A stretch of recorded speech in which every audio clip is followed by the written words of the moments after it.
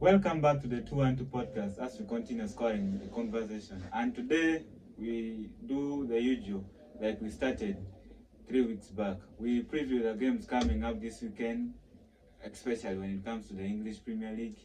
Our focus mainly are on the Premier League title race, like we have always been doing it.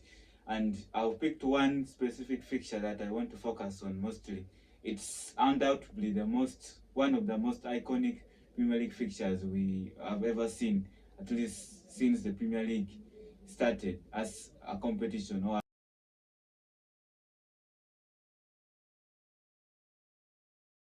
So it's obvious Arsenal travel to Old Trafford to take on Eric Ten Hag and his struggling Man United side. Two teams who are having different agendas towards the end of this season. Arsenal right now have 2 games, right? 2 games remaining. On the other hand, Man United have 3 games remaining. But like I've stated, both of these teams are having different agendas right now. On one side, we have an Arsenal side who are competing at the top table right now. They are going head to head with Pep Guardiola and his Manchester City side for the English Premier League title. For Mikel Arteta, it's going to be their first Premier League title for over 2 decades. The last time you have to go back to the season 2003-2004 for the last time the Gunners last won the Premier League title. On the other side, Man United are praying hard actually. On the fans' point of view, I would say the fans are praying so hard that this season will end. It has been a very horrible season. With all due respect, when a big team or a big club like Man United underachieve or underperforms, like it's obvious that it's not the first time, right? It's not the first time that it's happening, but when a big club, we as fans or as neutrals, we expect a big club in the stature of Man United to perform at the level that we all want them to be. We want to see competitive football. We want to see the big clubs competing on the top table and going head to head with each other. We want to see Man United being up there. We want to see Arsenal being up there. We want to see Chelsea, for example, being up there, competing with the likes of Liverpool, with the likes of Manchester City. We want as much competition as possible, but it's not been the case. This season, we have to say Liverpool have been there. We've been having 3 teams going head to head for the most part of this season, but seems Jurgen Klopp's side have now fallen away. They can't officially win the Premier League title this season. So, like I've stated, this is our major focus. 2 teams, 2 iconic teams with a lot of titles in between them, going head to head and logging horns at Old Trafford. Sunday, 6:30 p.m. is the kickoff time, and what a game in prospect. For Man United, it's not the perfect time to face a resurgent team like Arsenal right now. A team that is actually the polar opposite of what Arsenal is right now. On the other side, if you look at Arsenal, you fail to be against them in terms of what Mikel Arteta and his squad is trying to do. You see a lot of organization. You see a midfield that's like a pure opposite of what you see with Man United. With Arsenal's midfield, you see some cohesion, you see some organization, you see some, how can I say, is it all about mentality? Yeah, it can be all about mentality, but it's more of like the coaching. You see some proper structure in the team. That's maybe the right word I can put on. You go on the side of Man United, you lack to see anything. You lack a word to describe what you see on the pitch.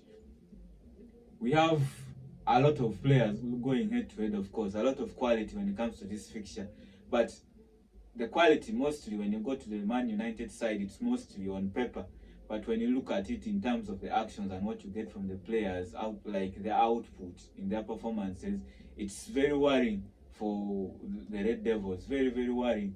So, like I've stated, it's not the perfect time for them to face off against a team like Arsenal right now who are fighting for the Premier League title. Like for Mikel Arteta, they know what to do. They have to continue winning. They have just 2 games remaining. They have to continue winning and hope that Manchester City can drop at least some points in the next 3 games remaining. Remember, Manchester City and Pep Guardiola have a game in hand. That's, of course, they travel to London to take on Spurs Of course, Spurs are going into that game. Hopefully, if they win this weekend, they can end their run of 4 consecutive league defeats. They go into that game on Tuesday, of course, in a very bad form. Even if they win that game this weekend, still they will be in a bad form. For Manchester City, that the Tottenham Hotspur Stadium has not been a good hunting ground for Pep Guardiola. They have been losing games there for fun in that stadium. Of course, they went earlier on in this season and they won that game in the FA Cup. The FA Cup clash, and they won that game 1-0. Yeah, it was 1-0. So for them, they will pick that positive and maybe go to that. But for Mikel Arteta and his Arsenal side, it's all about continuing the momentum. They have lost just a single league game since the turn of the year. That, of course, counts from January this year, of course. Okay, that was, of course, against former boss Unai Emery and his Aston Villa side. It was not something of like a surprise, though. Again, it was more of like a 50-50 game, I would say. For Villa, it was not, the reason I'm not saying it's a surprise, it's because Villa this season, as we have all been seeing or witnessing, they have been a very competitive team, very hard to beat, solid defensively, and a very proper structure built by the manager Unai Emery. So kudos to the management and everything, like for whatever they have done at Villa, for them to all but guarantee, they're almost guaranteeing in terms of their fourth, like finishing in the top 4 this season. So for them, it's a plus. It's something of a success. I don't remember. You have to go some years back, a long way back, to look at the last time Villa played Champions League. So for them to qualify for the Champions League this season, it's a very positive sign, and hopefully something they can build on going on to next season. So, like I've stated, Eric Ten Hag has to try and do something unique. We saw the display the players showed in their last fixture against Crystal Palace, of course, last Monday. It was something very hard to watch if you're a Man United fan. Man United, I lack even a word to describe Man United right now. Okay, Crystal Palace, of course. With all due respect, okay, Crystal Palace is a very good team. Actually, since they're appointing Oliver Glasner as their manager, they have been in top form. They have the likes of John Philip Mateta, one of the most informed strikers right now in the league. Okay, they have 2 of the most dangerous duo in the league right now in Eberechi Eze and Michael Olise. But still, you expect Man United, even with that lineup, be it that you see Casemiro partnering Johnny Evans, who was just, actually, there were rumors of him failing a fitness test before the game, but he was forced because like they were lacking options in the central defense. Of course, that comes actually after defender Harry Maguire was announced that he was not fit for that game and he will be out for 3 games. But still, like if you look at the 2 lineups of Crystal Palace and Man United, we will expect a more competitive match, but it's something that we failed to see totally. It's not what happened in the pitch. They lost the game 4-0, but it would have been more than 4. For a club who are right now struggling, at least get that European qualification, over it means playing, even if it means playing European, like you go and play UEFA Conference League, or at least Europa. They have a chance, of course, of going to play Europa League next season. Of course, that's through winning the FA Cup final against Manchester City. Another big hurdle, sorry, I would say. But it's something that you really fail. What can you say? You pick one positive from Man United as a club and you'll be like supporting them, saying this is a club that can compete at the top level right now. It's very hard. Apart from the positives are off the field, I would say the fact that they are under new ownership who are trying to put things together and take them back to the former glories. Otherwise, when it comes to on the pitch, the team has completely failed. If you want to, right now you are sitting 8th, right? And you're competing with teams like Chelsea, Newcastle, West Ham. You're competing with Tottenham for Europa League or UEFA Conference League. But what do you go and show in the pitch? The fans expect you to go and show some grit and determination and at least get some good. You have to win at least. It was the first time that Crystal Palace, doing a double over Man United, something that we have never had before, but it has happened already. So that alone shows you what a season they have been having, like very, very poor, so poor. You get so poor. So for them, they have to pick themselves up and they come good. The positive thing for them is, of course, they host Arsenal. They are playing at home at Old Trafford, so maybe it's a chance of them like getting, how can I say, bringing back, paying back their support. Of course, after that game against Crystal Palace, there were some fans. It was just something good to see, though the players didn't deserve in terms of what they displayed in the pitch. There are some fans actually who remained behind and clapped for the players, even after that 4-0 defeat at Sellers Park. So for them, they will hope that they can come in and put some performance against Arsenal this Sunday, and they repay the fans for their love and support in that dismal display on Monday. Like I've said, it's a very bad time for them to face an Arsenal side. One thing I have to put clearly is the fact that the midfield of Man United is so open. Like I've said, it's an opposite of, if you compare, in comparison to what Mikel Arteta has built at Arsenal. You have Declan Rice, who has not only added goals to his game, but is now also giving assists. You have Thomas Partey, who is playing good football right now. Actually, Mikel Arteta has the luxury of shifting either Thomas Partey or Jorginho in the 6, and they will still play good football. They will still be good and solid.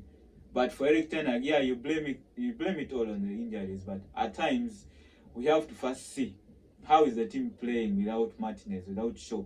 When a manager comes out in an interview and claims that the team is not building up from the back just because they miss two defenders in Lisandro Martinez and Luke Shaw, then that's not a club that's willing to compete with others. If you want to compete at the top level, why is Manchester City having so many, I would say, so many options? You have Manuel Akanji, you have John Stones, you have Ruben Diaz, you have Josko Guardiola, so many. So like they have the luxury of putting some down on the bench and still, like, even bringing them again in the game, nothing will change, because the first 11 is more of like the second 11. The quality is just like too close and more of like the same. So this is just, you can't bring such excuse and you be like it's because of injuries. For goodness sake, this is Man United, one of the biggest club in the world. So in terms of the recruitment, people expect, okay, the expectations are that high that when you're recruiting players and you're going to the transfer market, you go and get the players who deserve to play for the club.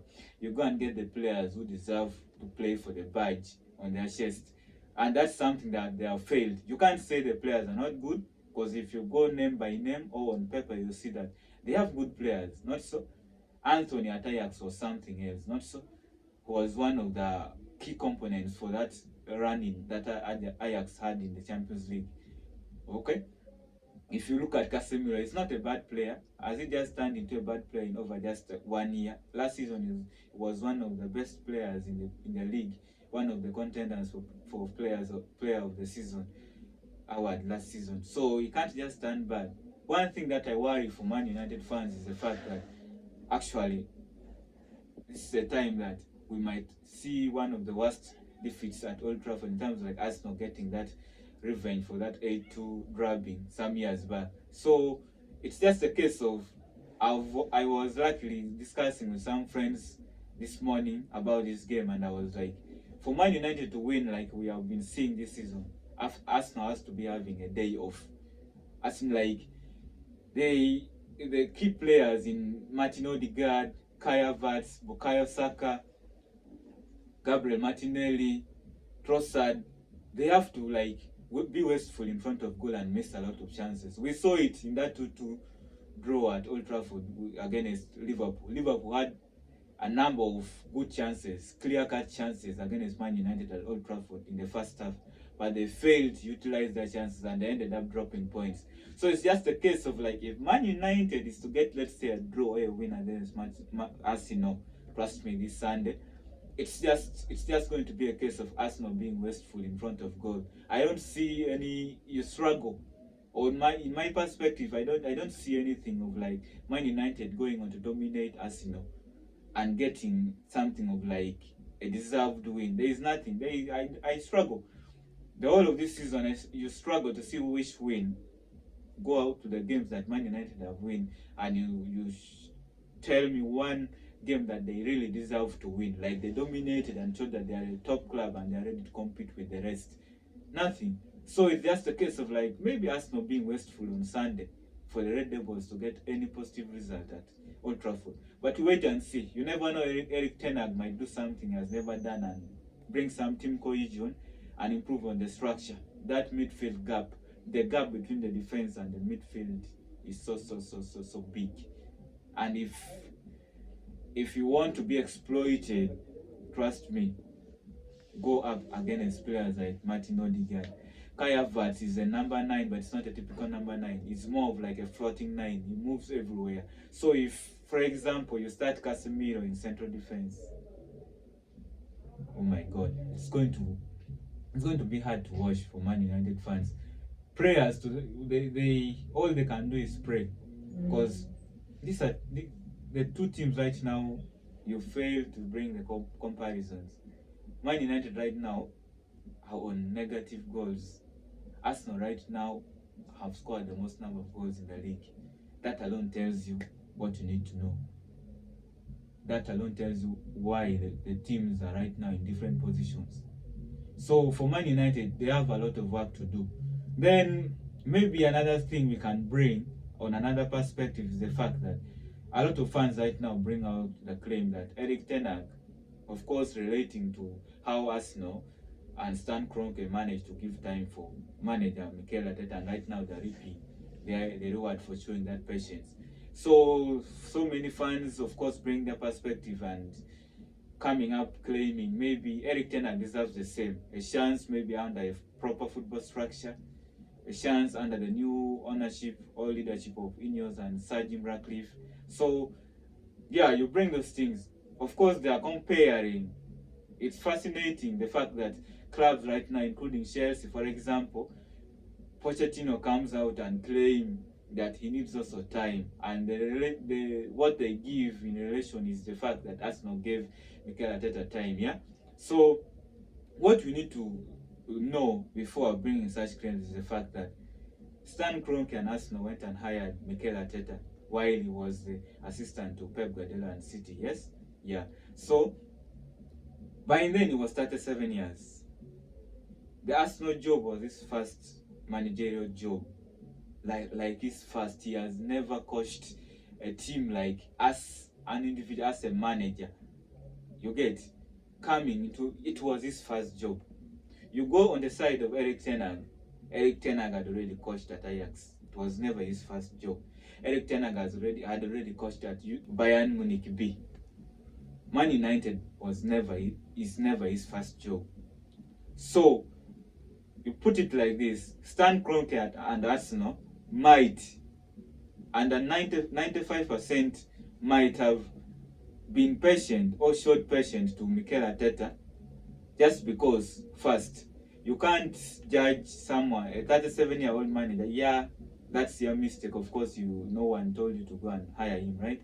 But you can't judge him just because of his first 2 seasons in management. Yeah.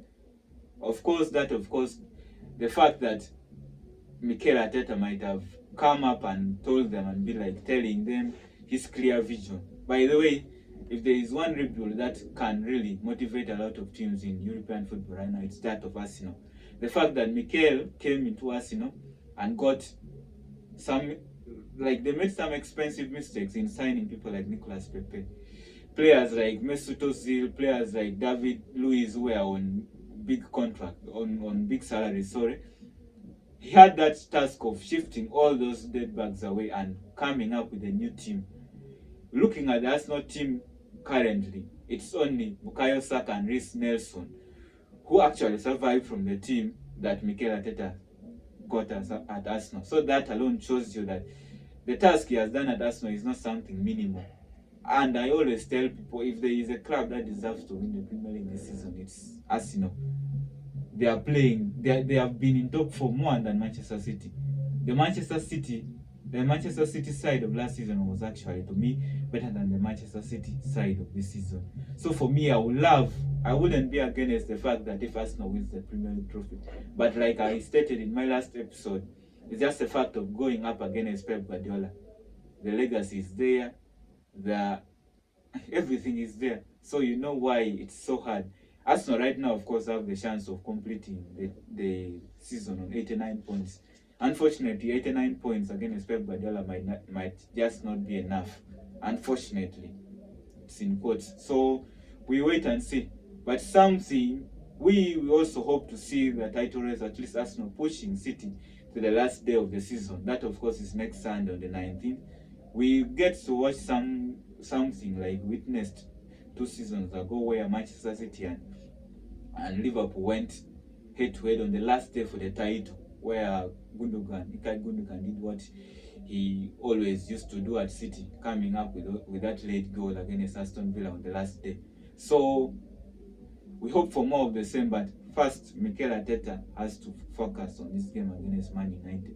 They have a very bad record when it comes to going to Old Trafford. They have won just one of their last 19 visits at Old Trafford. That's not good enough. But if there is one Arsenal side that is pretty confident, and as an Arsenal fan, you will go into that game and say, we are capable of beating any team, capable of beating any team in any given stadium, it's this Arsenal side. This is the best Arsenal side, and I'm saying it in capital letters, the best Arsenal side since the Invisibles in the season 2003-2004. It's all to see. I don't need to explain why. They have all the ingredients. I was so happy watching some interview some days back of a journalist asking Kai Havertz if he could pick one player from the invisible squad and brings to their current team. Then he was like, no, we actually have everyone we need. Everyone is good in the squad. So that shows you the mentality you get. And if there is one player I would also love to mention now, it's Kai Havertz. A lot of criticism when it came to Arsenal. First, the price tag, 65 million euros. That was something huge, yeah? It was a risk. But it was part of a vision that Mikel Arteta had for this season. Now people are beginning to see what he had in store. He's scoring goals, he's assisting, he's helping the team defensively, everything that a manager will desire from his number 9. So kudos to him. The German really deserves the praise. Not when at least you have gone through a lot of criticism, then you come up and be giving a lot of good performances. So this match, like I've stated, one of the most iconic fixtures in English football. Hopefully we get entertainment, but like I've stated, it's hard. I'm talking as a neutral. It's going to be hard for Man United to get anything positive from this match. Of course, they are boosted by the return of key player Lisandro Martinez in central defense. Hopefully, they will hope that he can partner Johnny Evans, because those are the 2 centre backs they have left in the team, like fit. Then they shift Casemiro to the central midfield. Of course, his number 6 position. One thing I have to point out is the fact that you can't, in a million times, put Casemiro to play in central defense against Arsenal. That will be like a suicide mission. You can't put Casemiro to play as a centre back against Arsenal on Sunday. It will be a suicide mission. I repeat again. The reasons you don't need. If a player can struggle against players like, with due respect, players like Olise, a player like Eze, we are now talking about world-class players like Bukayo Saka, world-class players like Martin Odegaard, world-class players like a lot. I'm calling them world-class players because Arsenal, is there any underperformer in the Arsenal squad this season? You find it hard to bring that claim. So for Casemiro to play as a centre back in this game, it's going to be, don't try it, Tenor. It's going to be so embarrassing. Trust me, so embarrassing. So hopefully they can have the typical centre backs in this game, and they put some performances for their fans. This is the second last home game for the Red Devils. Of course, their last game is on Wednesday. Their last home game is on Wednesday against Newcastle United. So they will hope that they can give something in a season that has been very, very bad for their fans. They can give something for them at home, something to shout about.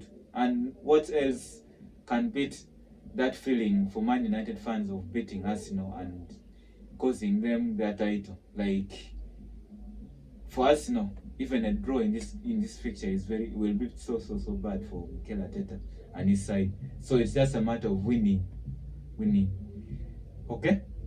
So Mikel Arteta, Erik ten Hag, something we are used to seeing at least in the last 2 seasons. It has always been a close fixture, though. We should not put, form come into play, but the major fact that these two teams have been facing each other, of course, and the fact that the games have been closed.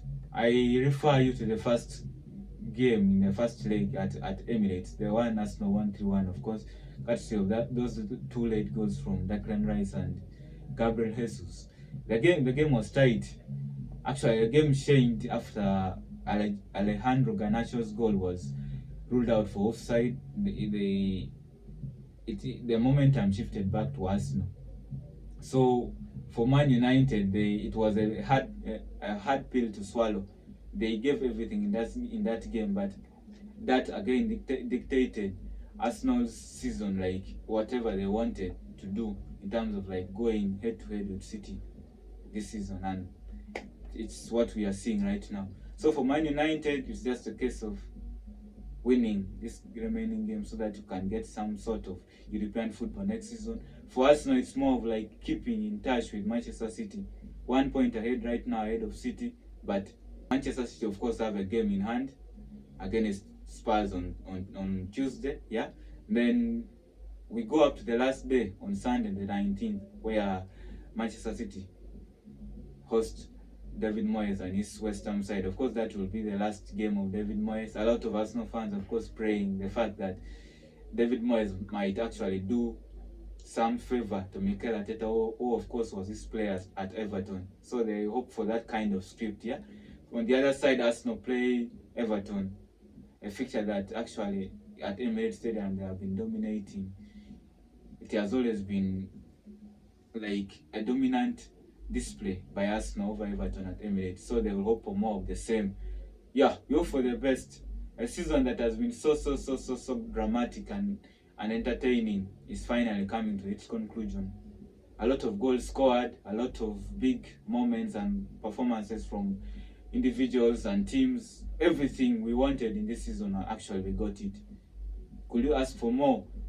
We wait and see. This weekend hopefully gives us more drama, gives us more goals, entertainment, laughter, everything we like to know. Like I've stated, the game kicks off at 6:30 p.m. East African time this Sunday.